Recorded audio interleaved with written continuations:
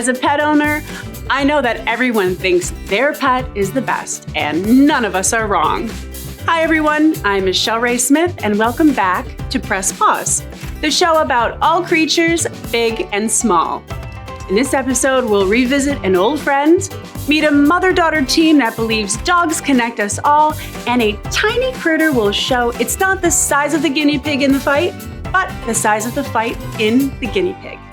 In our last episode, we met Dr. Jo Pilmer, a veterinarian from San Angelo, Texas. In addition to a thriving practice, Dr. Jo also runs a rescue farm for hundreds of animals. But the most amazing thing is she remembers every one of their names. Previously on Dr. Jo's Wildlife. 8 o'clock, we open those doors. There's people lined up with dogs and cats, horses, cows. Typical day doesn't mean you're going to see appointments every 15 minutes because there's emergencies. There's run over dogs. There's cows that are trying to have babies. All we do is try to be there for everybody that needs us, and it's a multitasking, crazy type of day. Sometimes it's an 8-hour day, sometimes it's a 12-hour day. You just start and you don't stop till you finish, and everybody's taken care of. All right, Bubbas, let's go. Okay. Let's go home.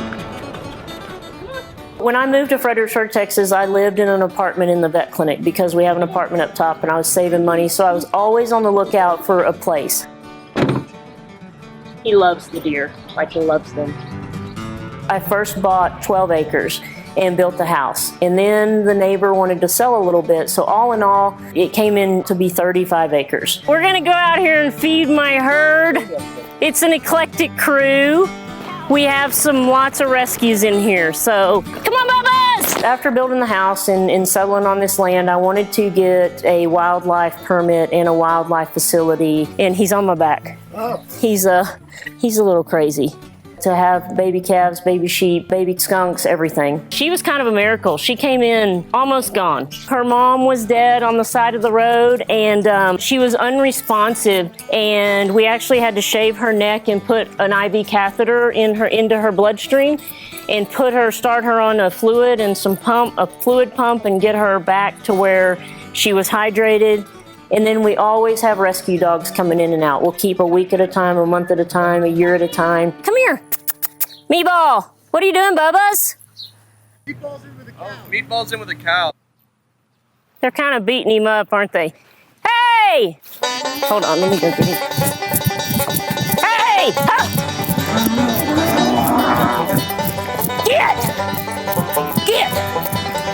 Get!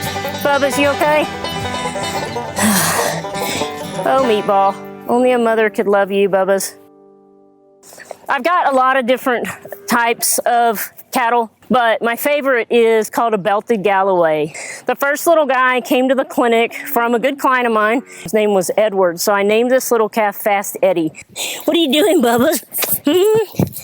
And he is the love of my life. He cannot control his legs, and what we think is the umbilical cord maybe wrapped around his neck when he was in the womb and or in the uterus, and he lost blood supply, and so he's a little off. That's okay though. He's alive. He's eating and drinking. Well, my name is Bryce Jung. I've been living here for about 4 years now with Amy. We've been together, dated. So he actually made an appointment at the vet clinic, and he walked his horse in the barn, and I walked out, and he brought his horse in for me to castrate him. If I say it, I'll just pretty much stalk her after that. He kept bringing in random weird cases, like nothing wrong with the dog, other people's horses. I would see him on the schedule every once in a while, and I would think, that's that same guy. He kept going. Saw her, and I knew I had to have her. Talked on and off for a year or so, and then finally went on a date. We have done everything since then. We sit out on the back porch. A squirrel climbs all over you every afternoon, and that's just normal around here. You get used to it. He's actually has 3 veterinarians in his family, so I tell him he knew what he was getting into. The middle of the night calls, he gets up with me and goes to the clinic and helps me deliver calves. But the wildlife thing's kind of solo on my part. The collection of skunks and squirrels and deer and He tolerates it. I don't think he loves it, but he supports me. It's overwhelming. It gets pretty crazy at times. There's quite a few of them. You know, there's new ones come in and out every day. So these guys are native to Africa, and this is an oryx. So she came off of a game ranch, and I raised her on a bottle. She eats all my plants. That's why I don't have any plants besides cactus. I think somebody has to do it, and I think it should be her. She has the biggest heart for animals. And I think that every little wild animal deserves a chance to live. She can raise animals that I can see almost dying, that are babies, and she can bring them right back to life. We're heating up some water to make some milk for the babies. A guy accidentally, well, he didn't accidentally, he shot the mom skunk because she was getting into his feed.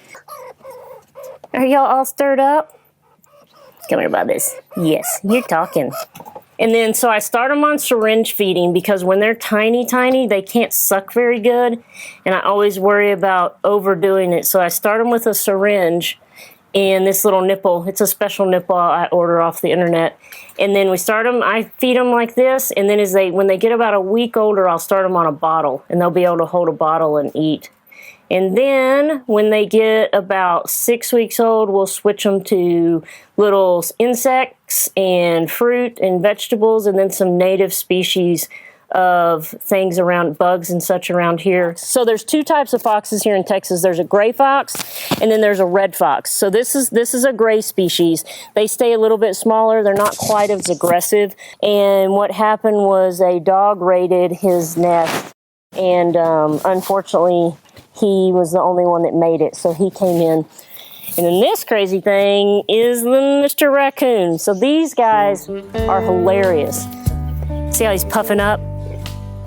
You know, I've noticed on the animals we have, it's really crazy how calm my dog is, or how calm a rescued fawn is around me. It's something that not everybody has, but I seem to be able to calm them. They seem to be very comfortable with me.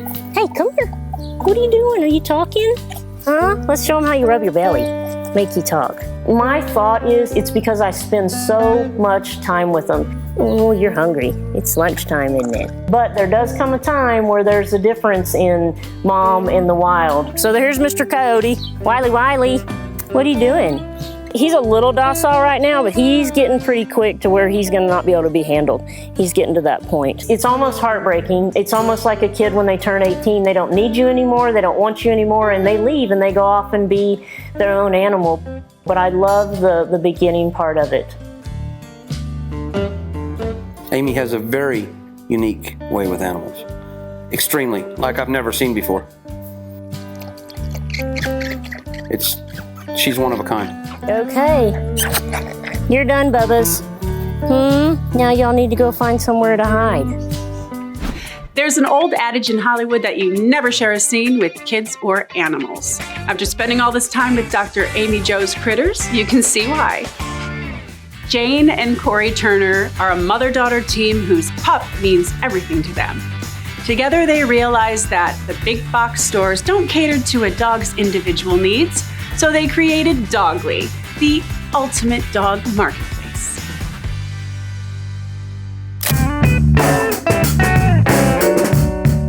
How do dogs touch our heart? I mean, in like every way. Everywhere. I was just going to say the exact same thing. My name is Corey Turner. This is my mom, Jane. I can't imagine our lives without dogs. I mean, our lives like revolve around, like we change our lives for our dogs. Yeah. We live a block from Main Street, and when Corey was little, our dog Zona would take herself to town every now and then on adventures. We would be asking around and saying, Reverend Roy, have you seen the dog who went to Main Street? Have you seen the dog who went to Main, So it became kind of a ritual, and Corey liked to have me tell the story at bedtime to her. It's all about going out and having an adventure and then being safe and loved and really like welcomed when you come home. I decided to write the story down and do illustrations for it. And I kicked everything off. Yeah, exactly. So that kind of spurred us on to start Dogly. After the book was published, we started seeing that there were so many more people like us. We really felt like the pet industry as a whole was lacking authenticity. There's so much money and so many brands and so many different promotions that like it all gets lost, and there's no like one voice to say like this is what's really the best for your dog. But meanwhile, we saw wonderful independent brands bubbling up, entrepreneurs, people like us. But they're super hard to find, so we wanted to be that one place where you know when you come to Bagley that it's only the best products. It's all products that we've tested with our own dogs, and they love them, and we love them. So today we were shooting some of our products that are coming onto Bagley with a couple of our rescue models. All of our models are rescues. The best part of shooting the dogs is the dogs. We get to roll around on the floor with, sometimes in a day, 12 or 15 dogs, and they're pretty happy to spend time with new people. That's really the highlight, and spending time with Jane and Corey, I should say, but mostly the dogs. Really the whole point of today is to show the rescue dogs in a kind of a different light than their shelter photos. Our ultimate goal with Bagley is to really transform the pet industry, and every purchase benefits a shelter. We have pages for hundreds of shelters that are on Bagley, and you can choose which one you want to benefit. I think people think that shelter dogs all have issues and that they won't adapt well into their home, or that they can't be trained or anything like that. And dogs that we've seen, the dogs that I've fostered, this is my 13th foster dog, and there have been no issues. They've been wonderful, wonderful dogs who have become amazing members of other people's families. Most of them are like this little guy that's just very sweet. Yeah, clearly. And you can see his eyes. Yeah. Since we started Bagley, we've been able to give back close to 100,000 to rescues. That'll get them a home. The hope for all of these dogs is that they find homes that they all deserve, and that they like forever feel great love in their homes, and that they never have to worry about living on the street again. Bagley only uses highly trained experts in their field to research and sample all of the products they sell. That's why a mixed breed rescue pooch named Bosley is the head of customer service. Hollywood loves a good comeback story. The hero suffers through a debilitating injury and against all odds triumphs in the end. Meet Estella, the biggest, toughest, and cutest little hero you'll ever see.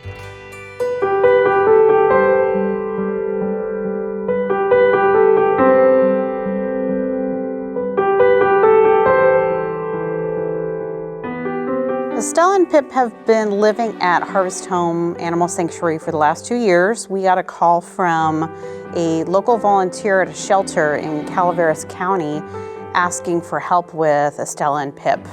They had been at their shelter for well over a month, and nobody at all was interested in adopting these two because of Estella's injury, the trauma that she went through. She was squeezed so hard that her back broke, and now she's paralyzed. She was at the animal shelter in this condition, and the shelter was very worried that they weren't going to be able to find a good home for her. So they contacted us at Harvest Home to see if we could give Estella and Pip a forever home, and we said yes, of course.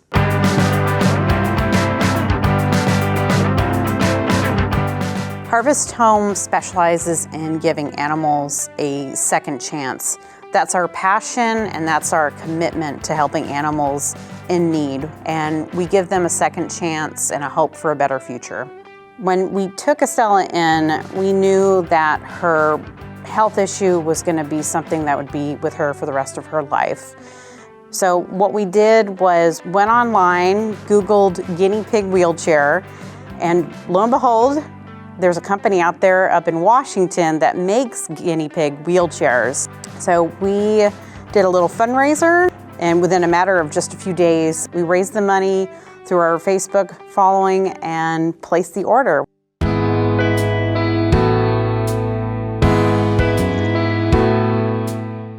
Getting used to a wheelchair was a little bit of a challenge for her. And what we've been doing with the wheelchair is basically enticing her with treats to have her feel more comfortable sitting in the wheelchair.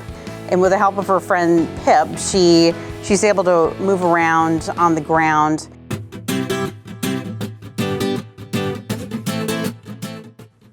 Pip really has been a major powerhouse in seeing that Estella is with us today. He has been her constant companion through this entire experience. Everybody is so enthralled and fascinated with how outgoing she is and how spirited she is. Her tenacity just to pull forward and enjoy life is so evident.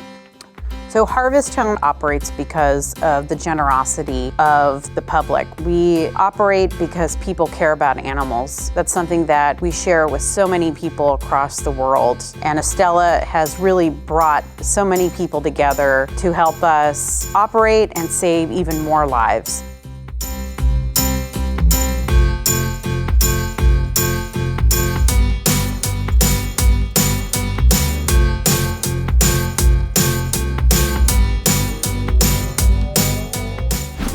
Wheelchairs are made for an amazing number of animals. Dogs, cats, goats, chickens, and I kid you not, even hedgehogs.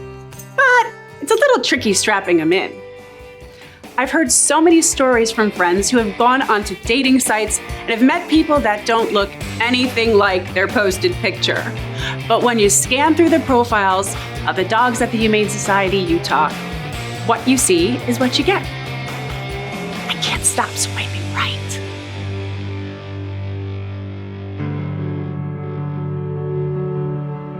At the Humane Society of Utah, we get about 12,000 animals a year. We're actually able to save over 10,000 of those animals a year. Back when social media was just starting, we were trying to always still get pictures of the animals. It can be very hard when you're dealing with thousands of animals, so we made the decision that it was worth the investment to hire a staff photographer.